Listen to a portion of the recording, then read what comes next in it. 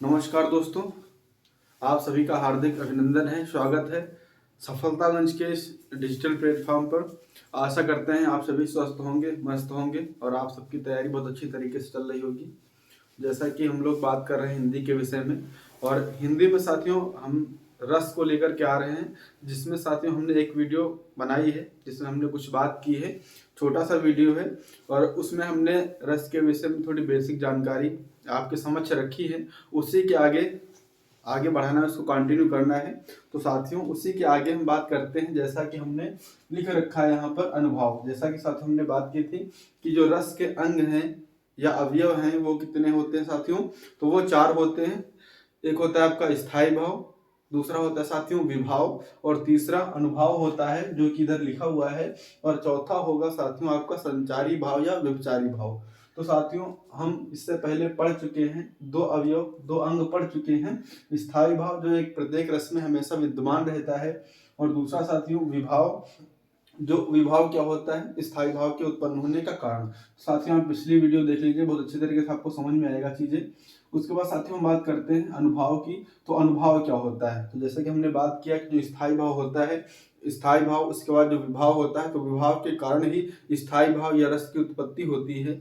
और फिर उसके बाद जो तीसरा पायदान आता है वो होता है अनुभव। तो अनुभव क्या होता है साथियों, तो जो स्थायी भाव होता है, स्थायी भाव में जो होता है साथियों, आपने देखा स्थायी भाव जो उत्पन्न होता है और फिर जब आगे विभाव में जाता है, तो विभाव में साथियों आपने देखा आश्रय होता है। आश्रय लंबन विषयालंबन विभाव के कारण होते हैं या 2 अंग होते हैं।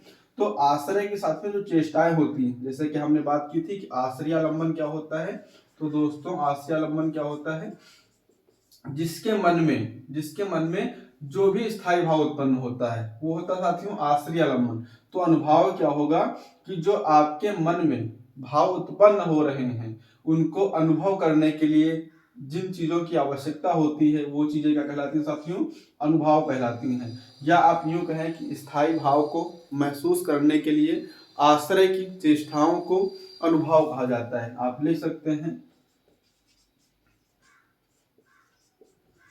स्थायी भाव को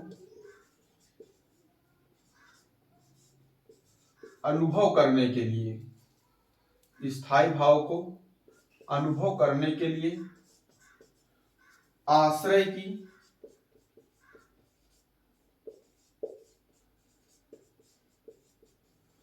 चेष्टाओं को अनुभव कहा जाता है।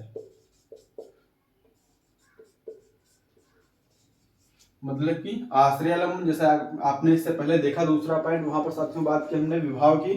तो विभाव 2 प्रकार के होते हैं साथियों, आश्रयालंबन आलंबन और उद्दीपन।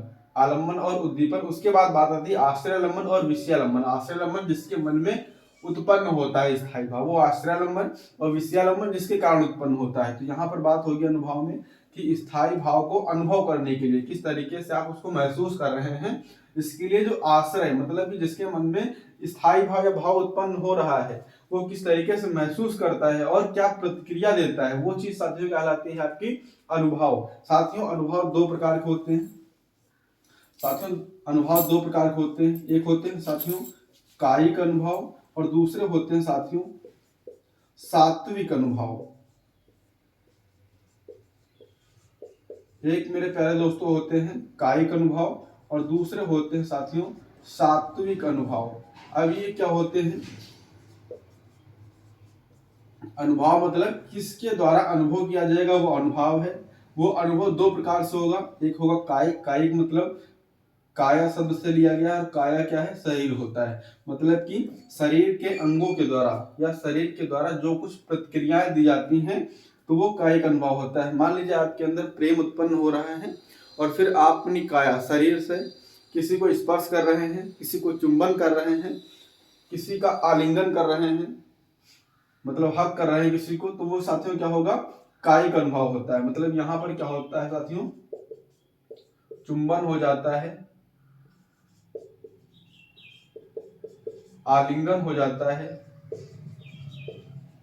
स्पर्श होता है साथियों, या किसी को अब ये तो हो गया प्रेम में, मतलब कि श्रृंगार रस है। अगर आपको क्रोध आया, आपने किसी को एक तमाचा दे दिया, तो वो भी क्या होगा, मतलब कायिक शरीर से किया गया प्रतिक्रिया है, तो वो भी किस में आएगा, गुस्से में किसी को एक तमाचा दे देना, गुस्से में होठ आपका मुंह लाल होना, तो ये कुछ चीजें हैं जो आपके शरीर के माध्यम से निकल के आती हैं, वो साथियों क्या कहलाती हैं, कायिक अनुभव कहलाती हैं। और सात्विक अनुभव साथियों क्या होते हैं, जो क्या होता है कि ऑटोमेटिक आ जाते हैं, परंतु उनका कायिक अनुभव मतलब कि शरीर से कुछ मतलब नहीं होता है।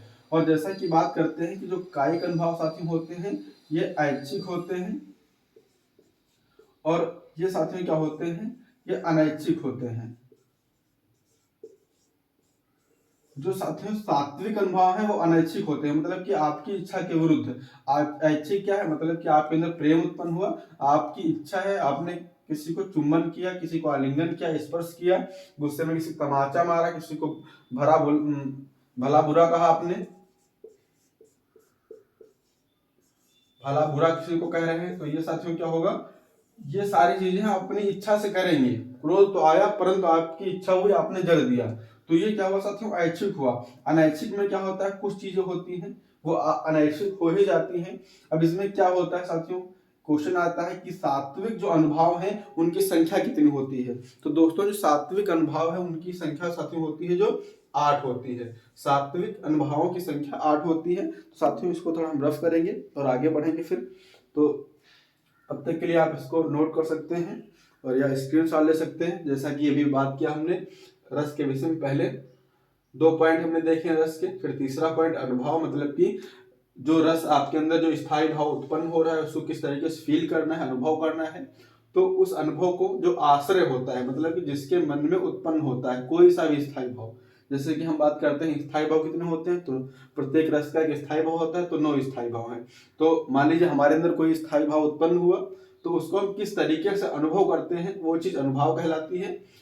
और उसके बाद ये 2 प्रकार के होते हैं साथियों, कायिक अनुभव होता है, कायिक मतलब शरीर से, काया से लिया गया, मतलब कि ये ऐच्छिक होता है, मतलब कि किसी के मन में प्रेम उत्पन्न हो रहा है तो उसने प्रेमिका को चुंबन कर लिया, उसको आलिंगन कर लिया, स्पर्श कर लिया, क्रोध आया, भला बुरा कहा, ज्यादा क्रोध आया, एक तमाचा खींच दिया, तो ये क्या है, ऐच्छिक है, इच्छा के विरुद्ध नहीं है, ये आपकी इच्छा के अनुसार है। फिर साथ में होता है सात्विक अनुभव, जिसे अनैच्छिक बोलते हैं। तो मतलब यहाँ पर क्या होगा, यहाँ पर आपकी इच्छा के विरुद्ध होगा, वो चीजें होंगी, तो वो 8 होते हैं। जैसे क्वेश्चन आता है कि सात्विक अनुभव संख्या कितनी होती है साथियों, तो वो 8 होती है। तो आप इसको नोट कर लीजिए, उसके बाद हम बात करते हैं आगे।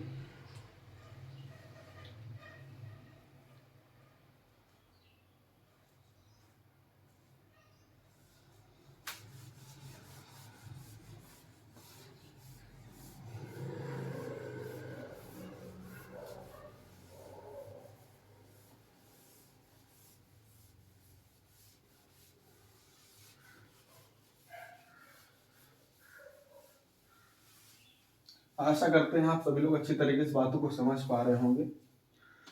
और फिर जैसा कि हमने बात किया कि अनुभव का जो हमने पॉइंट लिखा था, सात्विक अनुभव, तो हम सात्विक अनुभव की बात करेंगे। ये साथियों क्या होते हैं, अनैच्छिक होते हैं।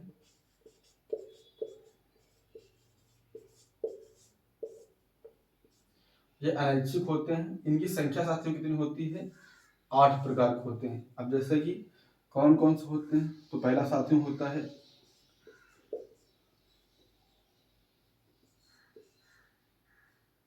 एक होता है साथियों स्तंभ, मतलब कि स्तंभ मतलब खंबा होता है। मतलब कुछ ऐसे सिचुएशन आते हैं यहाँ पर आप स्तंभ की भांति खड़े हो जाते हैं। मान लीजिए आपके सामने एक शेर आ जाए या अजगर आ जाए, तो क्या होगा, आप एकदम स्तंभ खंबा बन जाएंगे, आपको समझ नहीं आएगा क्या करना है। या बहुत सारी ऐसी सिचुएशन होती हैं, तो वहां पर क्या होगा, आप एक खंभे की भांति खड़े रह जाएंगे, आपको कुछ समझ नहीं आएगा। अब साथियों ये ऐच्छिक है या अनैच्छिक है, ये क्या होगा, ये सिचुएशन ही ऐसी होगी कि आप चेतना शून्य हो जाएंगे, आपको समझ नहीं आएगा क्या करना है क्या नहीं करना है। तो वो साथियों क्या होगा, अनैच्छिक होगा। और ये सात्विक अनुभव की देता था। साथियों दूसरा होता है रोमांच।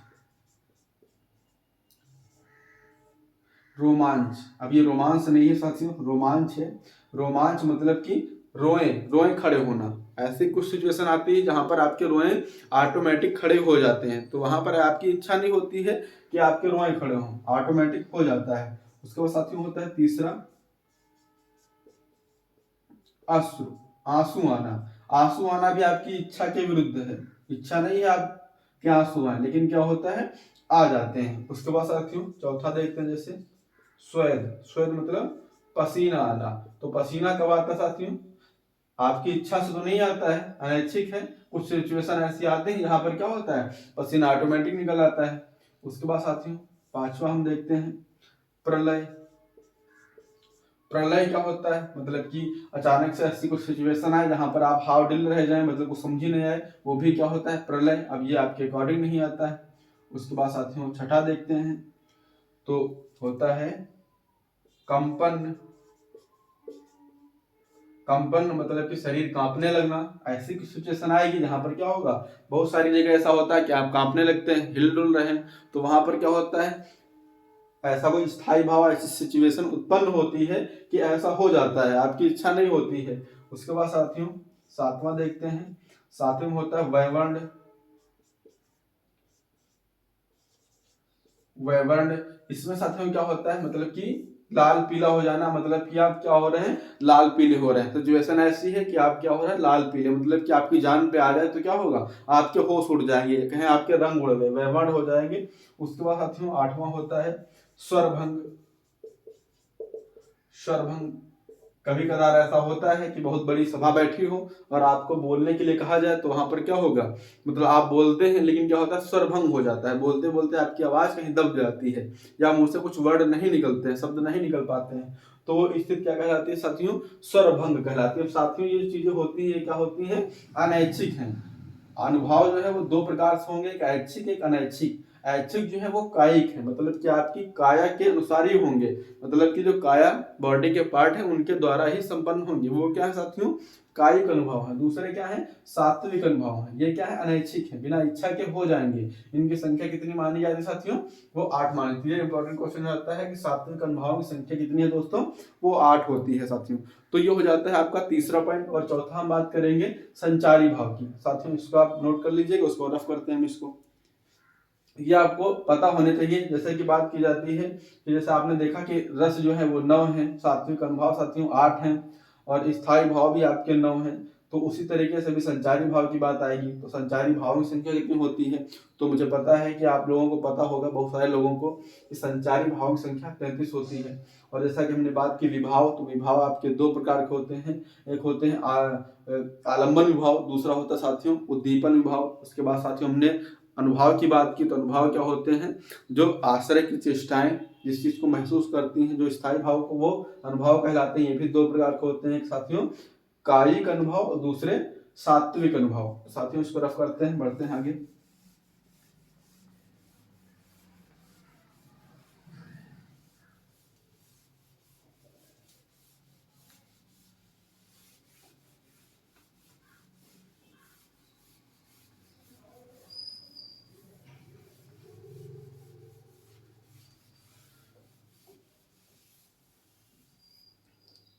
उसके बाद साथियों चौथा पॉइंट होता है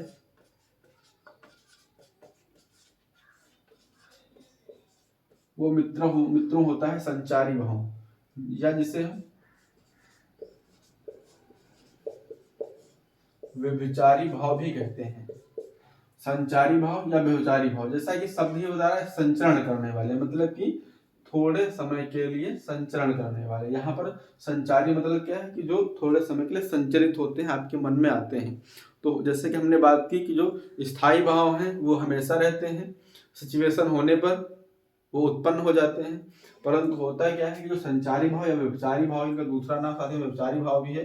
इनकी जो संख्या है वो साथियों 33 है, क्वेश्चन कई बार आया हुआ है। इनकी संख्या 33 है। बात आती है कि ये होते क्या है, तो साथियों क्या होता है कि ये स्थायी भाव के साथ ही उत्पन्न हो जाते हैं। स्थायी भाव जो हमेशा रहता है, परंतु क्या होता है कि उन्हीं के साथ ये उत्पन्न हो जाते हैं और बहुत क्षणिक समय के लिए होते हैं। और कई कवियों का मानना होता है या विद्वानों का मानना है कि ये पानी के बुलबुले के तरीके से होते हैं। जैसे पानी का बुलबुला क्षणिक समय के लिए निकलता है, फिर वो अपने आप ही बंद हो जाता है, फूट जाता है, तो वैसा ही इसमें भी होता है। ये बहुत क्षणिक समय के लिए आते हैं और फिर ये समाप्त हो जाते हैं।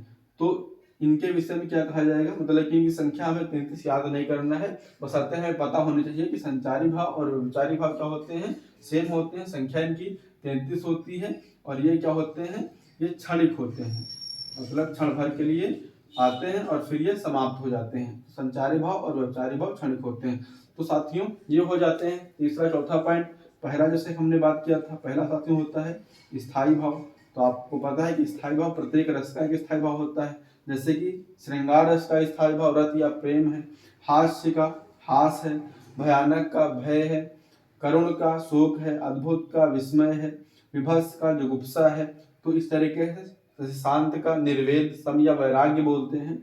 तो प्रत्येक रस का अपना एक स्थायी भाव होता है जो उस रस में हमेशा से विद्यमान ही रहता है। और उसी तरीके से होते हैं संचारी, जो स्थायी भाव के साथ आते हैं परंतु क्षण में ही पानी के बुलबुले तरीके से उठते हैं और तुरंत ही समाप्त हो जाते हैं। उसके बाद साथियों दूसरा पॉइंट हमने डिस्कस किया अभी, वो था साथियों सॉरी कल ही किया था हमने इसको, स्थायी भाव, अनुभाव, विभाव। तो विभाव क्या होता है साथियों, स्थायी भाव के उत्पन्न होने का कारण होते हैं।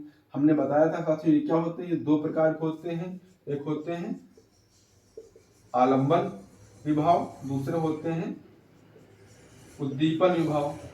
अब इसमें भी जैसे हमने बात की अभी, ये आश्रयालंबन होते हैं और ये विषयालंबन होता है। विषया मतलब जिसके कारण उत्पन्न होता है वो विषयालंबन होता है, जिसके मन में उत्पन्न होता है वो साथियों क्या होता है, वो आश्रयालंबन होता है। तो ये चीजें हमने पहले वीडियो में जो दो चीजें डिस्कस की हैं और ये चीजें इस वीडियो में। तो साथियों ये हो जाता है रस के अवयव या रस के अंग। अब इसके बाद साथियों जो बात आएगी वो होगी साथियों रसों के एग्जाम्पल के विषय में, कि किस रस का एग्जाम्पल किस तरीके से आपको जज करना है, पहचानना है। तो ये साथियों दूसरा वीडियो, और मिलते हैं साथियों अगले वीडियो में। एग्जाम्पल के साथ आएंगे अगले वीडियो में। और जो लोग वीडियो पर नए हैं चैनल को सब्सक्राइब अवश्य करें, और सभी लोगों से रिक्वेस्ट है कि वीडियो को ज़्यादा से ज़्यादा शेयर करें, लाइक करें और कमेंट अवश्य करें। Thank you.